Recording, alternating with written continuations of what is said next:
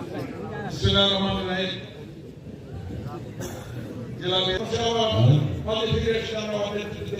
আরেকটি কথা বলি, এখন আমাদের জেলা বিএনপির সাবেক সহসভাপতি এবং বিএনপি নেতা জেলা বিএনপির সংগ্রামী আহ্বায়ক জনাব খান, সদস্য সচিব, আমরা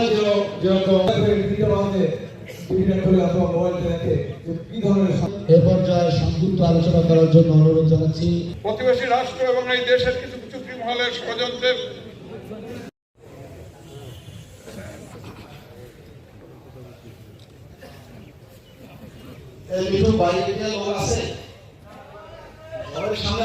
মাঠে পরিচিত থাকে অংশগ্রহণ করে, সামনে আমাদের জায়গা আছে, পর্যাপ্ত জায়গা আছে।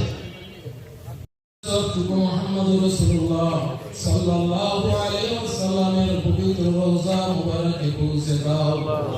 আমরা ফিলিস্তিনের জমিনে মুক্ত আকাশের নিচে বাংলাদেশের এক কোণায় আমরা প্রতিবন্ধ আলামিন, আমরা এই জমিন থেকে আমিন বলতেছি দলের নেতা কর্মী যুবদল ছাত্রদল স্বেচ্ছাসেবক সমস্ত অঙ্গ সংগঠনের বিএনপির সভাপতি সদস্য সচিব সবাই, আল্লাহ তুমি আমাদের দোয়াটুকু কবুল ও মঞ্জুর করে নাও।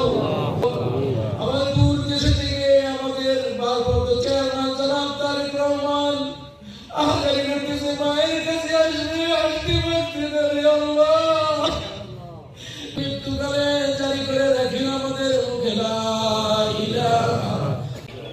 গুরুতর অসুস্থ হয়ে ঢাকার বিভাগীয় হাসপাতালে চিকিৎসাধীন রয়েছে।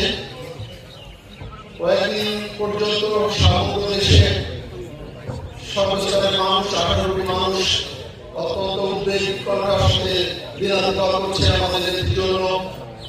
সর্বস্তরের মানুষ যে যার ধর্ম মতে প্রার্থনা করছে সৃষ্টিকর্তার কাছে আমাদের দেশের এই আশু মুক্তি কামনা।